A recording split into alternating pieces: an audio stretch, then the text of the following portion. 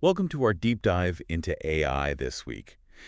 It's really incredible how much is happening in this field, honestly. I feel like every week there's some crazy new development.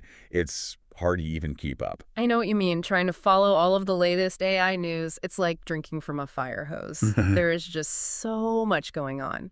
This past week alone, January 25th to February 2nd, we've seen major funding news, research breakthroughs, and even some big security concerns. Yeah, you send over a ton of stuff for us to look at articles, research reports, even some forum discussions, and it is a lot to digest. Yeah, So today we're going to do our best to help you cut through all the noise and figure out what's really important. exactly. We're going to extract the key insights from this mountain of AI news. We'll connect the dots and try to make sense of the biggest trends. And hopefully you'll walk away understanding what really matters and what to keep an eye on. All right, sounds good. Let's dive in.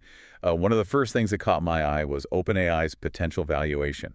It's it's nuts. It could reach $340 billion, apparently. Yeah. If that happens, they would become one of the most valuable tech companies ever. Yeah, that's an incredible amount of money. I think that kind of valuation, it really shows how much confidence investors have in OpenAI and their future. They're basically betting that OpenAI is going to be a dominant force in AI, maybe even the dominant force. Right, and it does make you wonder, if a single company has that much financial power, will it create an uneven playing field?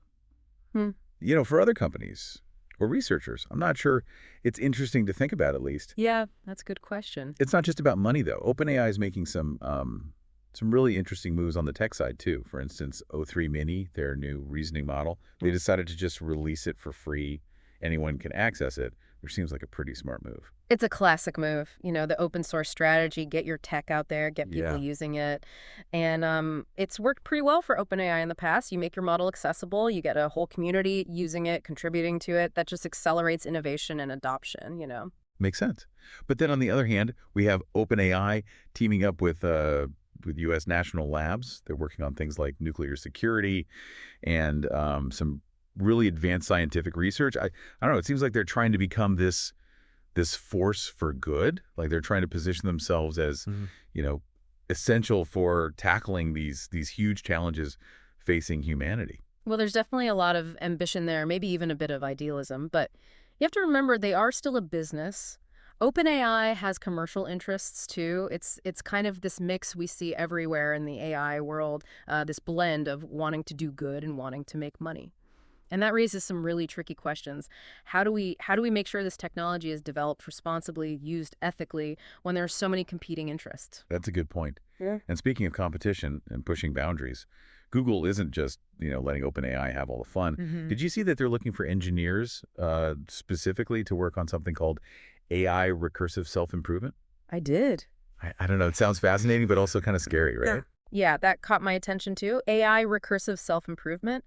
Basically, it means AI systems that can rewrite their own code to get faster, more efficient, more powerful. Okay, so just I'm clear. We're talking about AI that can learn and evolve all on its own, potentially even beyond our control. Is that what you're saying? Yeah. No wonder people are getting nervous. It is a big step toward what's called artificial general intelligence, or AGI. And AGI, well, that's when AI can do any intellectual task that a human can. And yeah, that can make people a little nervous for sure. It brings up some really big questions about the future. What does it mean for humanity if AI can not just outperform us at specific tasks, but actually surpass us intellectually? How do we control something that's potentially smarter than we are? That's a lot to think about. And on a lighter note, Google's also been busy with Gemini, right? They just released Gemini 2.0 Flash, and it's supposed to be a big upgrade, faster responses, better image generation. Everything is improved. Feels like they're really laser focused on the user experience, make AI easy to use, and integrate it seamlessly into our everyday lives. Absolutely. And you see this focus on the user experience everywhere in the industry right now. Like, look at Google's new AI that can handle your phone calls, schedule appointments, even have a natural conversation with you. The game isn't just about making AI more powerful, it's also about making it user-friendly.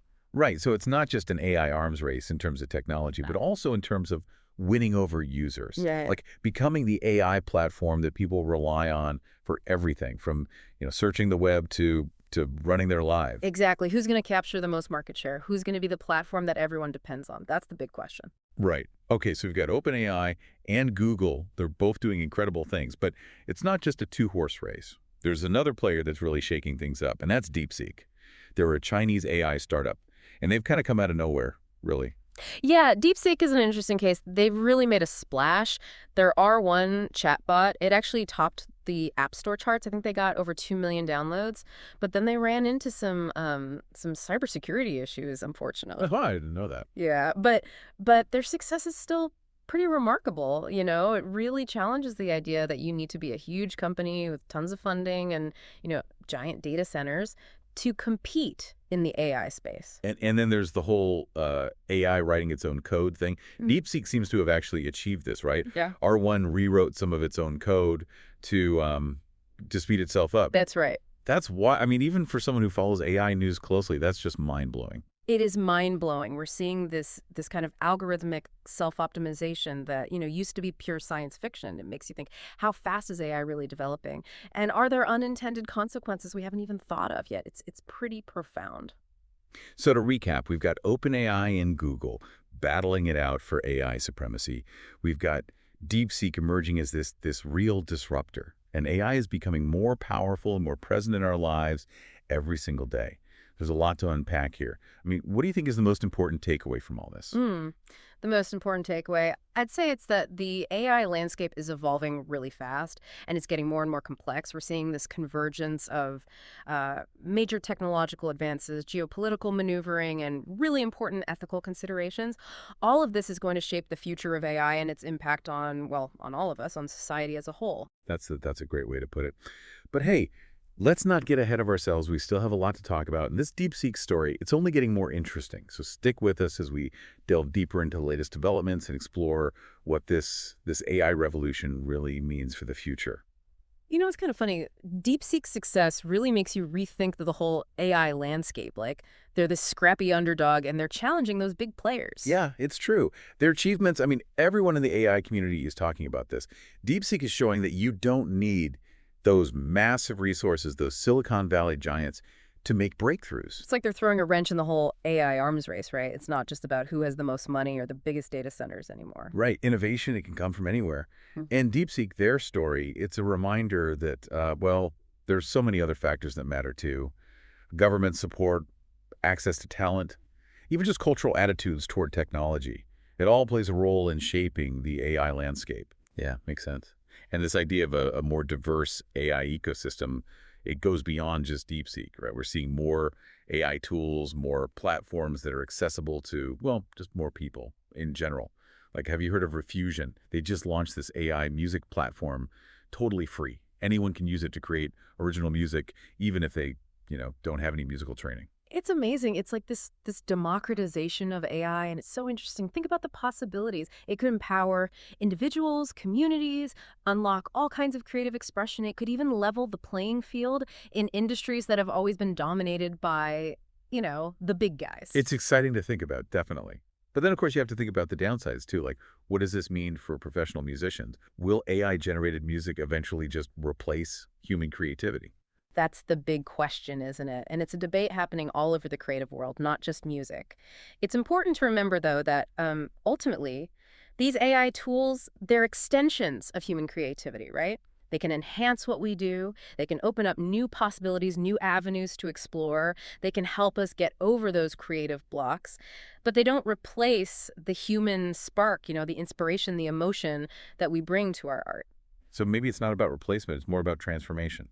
AI reshaping how we create and experience art, working together with human creativity. That's a good way to put it. We're in this era of human AI collaboration, and the lines are blurring, between creator and tool. I think this is going to redefine how we think about art, about authorship, even about the nature of creativity itself. It's fascinating. And this whole blurring of lines, this collaboration, it's not just happening in the arts. Like, take healthcare. They're using AI to develop new vaccines, new therapies.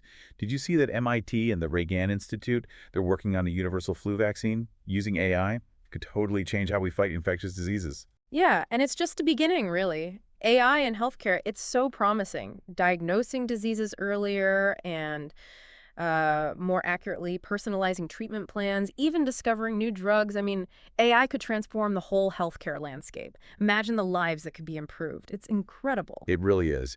It's amazing to see this technology just exploding, expanding into all these different areas of our lives. But as amazing as it is, we can't just focus on the good stuff. We have to talk about the potential problems too. Like I read the story about LinkedIn. They're having all these issues with fake job seeker profiles Yes. generated by Oh, AI. yeah, that's a good example. Shows how AI can be used for, well, for deceptive purposes or even harmful ones. Exactly. And as AI becomes more powerful, more integrated into everything we do, we're going to have to be really vigilant about how it's used, right? Hmm. The potential for misuse is huge, from misinformation to deep fakes, AI-powered surveillance, social manipulation. I mean, the list goes on. And then you have the security concerns. I mean, remember DeepSeek? They had those cybersecurity issues. And it reminds you that even the most advanced AI, it can be vulnerable to attacks, to data breaches. Hmm. And there was that OpenAI researcher, right? The Yeah. one who quit and warned everyone about the dangers of AGI, how it's a risky gamble. It's a lot. Those incidents, they're like a wake-up call. We need strong security, we need responsible development practices, or else, well, we're taking a big risk. The more we push the boundaries with AI, the more we need to think about those consequences, make sure the right safeguards are in place. It feels like walking a tightrope, doesn't it? On the one hand, we have this amazing technology that could solve huge problems, create incredible opportunities. But on the other, there's the potential for misuse, for unintended consequences, for, maybe even existential risks, as some people say. How do we balance that? It's not easy. It's going to take real effort to get this right. I think the key is to understand both sides, the potential good and the potential bad. It's not about just blindly accepting AI or rejecting it. It's about having honest, informed conversations about how we can harness its power for good while minimizing the risks. Yeah, and those conversations need to happen everywhere, right? Not just among tech experts, but with policymakers, ethicists, social scientists, and everyday people too. Yeah. Everyone needs to be a part of this. Absolutely. The future of AI, it's not something that's just going to happen to us. It's something we're creating together as a society. And the more informed we are, the more engaged we are, the better equipped we'll be to shape that future, to make sure AI is a force for good in the world. Well said. Okay, so we've talked a lot about the big picture, but let's bring it down to earth for a second. One of the things that keeps coming up is this issue of data scraping. AI needs tons of data to learn, to improve, but that raises all these questions about privacy, about who controls that data, about individual rights. It's a classic dilemma, right? Hmm. Innovation versus individual rights. And finding that balance, enabling AI development while protecting privacy, protecting data ownership, that's going to be crucial. And it's going to take creative solutions, not just technical ones. Yeah, we need to talk about ethics, legal guidelines, societal norms around data usage, all of it. Yeah. This isn't just a tech problem, it's a societal problem. Exactly. And that means we need a multifaceted approach. Okay, so we've covered a lot of ground, the competitive landscape, the democratization of AI, the good and the bad, the need for responsible development. But there's one more piece of the puzzle, the global dimension. AI isn't limited by borders, right? Right. It's a global phenomenon. And these developments, they're playing out on a global stage. A lot of people talk about the US and China as the main players in the AI race. But there's so many other countries that are making important contributions, shaping the future of AI in their own way. Well, take Sakana AI in Japan, for instance. They just launched Tiny Swallow. It's this compact Japanese language model that can run offline on a smartphone. Pretty impressive, right? It shows that innovation is happening all over the world, not just in those traditional tech hubs. So it's not just a two-sided race, the US versus China. It's more like a multipolar AI landscape is emerging. Different countries, different companies, different approaches, all competing for influence. Exactly. And that multipolarity, it's both exciting and challenging. On the one hand, you have more competition, more innovation, but it also makes governance more complicated. There are more opportunities for conflict, for ethical misalignments. It's a lot to navigate. Which brings us to, I think, the big question. How do we make sure AI is developed responsibly on a global scale? That is the million-dollar question, and it's not an easy one to answer. It's going to take international collaboration, shared ethical frameworks, and a willingness to have those tough conversations across cultures, across political divides. It's a big task, but it's one we have to take on. Yeah, the future of AI, maybe even the future of humanity, depends on getting this right. We've been talking about these big, weighty issues, but I think it's important to remember that AI is also impacting our lives in smaller, everyday ways. Remember that story about the Garmin smartwatches, how they were all bricked with the blue triangle of Oh, death? yeah, that was wild. Sometimes it's good to remember that AI, for all the hype, it's still pretty early days. There are going to be glitches, there are going to be setbacks, there are going to be moments where it's just kind of absurd. That's true. It's all part of the process, right? Figuring things out as we go. Absolutely. And speaking of the process, we're about to head into the final stretch of our deep dive. Next up, we're tackling the ethical challenges of AI head on. We'll be asking some tough questions, grappling with some pretty complex dilemmas, but I think it'll be a really interesting conversation. Stick with us. All right, so we've talked about the AI landscape, all the players, the amazing potential, and the risks that come with it. But now let's really dig into those ethical challenges that are popping up everywhere. I think it's important to focus on that. This is where it gets real, AI is becoming a part of our lives, so we really need to talk about how it's going to affect our values, our rights, even what it means to be human. And DeepSeek seems to be right in the middle of a lot of these debates. They've got those GDPR violations in Europe. They're kicked off some app stores. And there are even people saying they stole OpenAI's technology. It's a mess. Yeah, DeepSeek is definitely pushing the limits, both with the technology and ethically too. Their situation really shows that we need some clear international rules for AI, for how it's developed and how data is used. Right now, the rules are different in Europe, China, the US, and that just creates all these gray areas where, companies can maybe take advantage or ignore ethical concerns. So it's not just about whether one company's doing good or bad. It's more about needing a level playing field, right? Yeah. Like everyone needs to be following the same ethical guidelines. Exactly. We need a global framework, something that covers data privacy, obviously, but also things like bias and algorithms, the potential for misuse, and even the possibility that AI could become so advanced, so powerful that it poses what some people call existential risks. Existential risks. You mean like AI becoming a threat to humanity? Yeah. That brings us back to that OpenAI researcher who quit, right? Yeah. The one who said developing AGI is risky gamble. Are we really talking about machines getting smarter than us, maybe even threatening our existence? It's not science fiction anymore. We have to consider it. AI is developing so fast, and yeah, there's a lot of good that can come from it, but there are inherent dangers too. We need to be prepared. We need to mitigate those risks. Okay, but who decides what those safeguards should be? Is it tech companies, Mhm. governments, international organizations? It feels like uncharted territory. It is, and that's why it's so crucial to have these conversations now. While the technology is still relatively new, we need everyone at the table, experts from all these different fields, computer science, ethics, law, even social science. We need to work together to figure out the frameworks, the guidelines, rules of the road for responsible AI development. So again, it's not just a technology problem, it's a societal problem, a human problem, really. Exactly. And that means we all have a part to play, not just the experts. We all need to learn about AI, the good and the bad. We need to be informed citizens, engaged in the discussion, demanding that these companies developing AI are transparent and accountable. So what can we do as, just everyday people using AI? How can we help make sure it's developed and used responsibly? There are a few things. First, just stay informed. Read about what's happening, ask questions, be critical of the information you see. Second, support organizations that are pushing for ethical AI. Your voice matters, your choices as a consumer matter. And finally, be mindful of how you're using AI. Think about the data you're sharing, the algorithms you're interacting with, and the potential consequences. Be mindful, I like that. It reminds us that we're not just passengers in this AI revolution.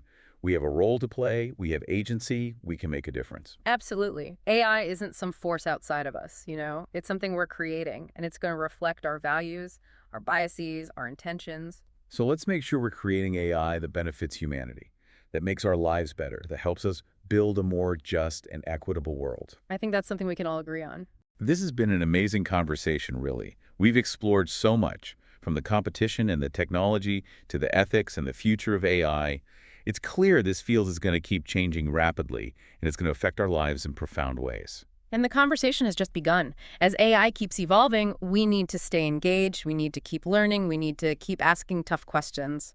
Thank you so much for joining us on this deep dive into the world of AI. We hope you found it insightful, thought-provoking, and maybe even a little bit hopeful. Until next time, keep exploring, keep questioning, and keep the conversation going.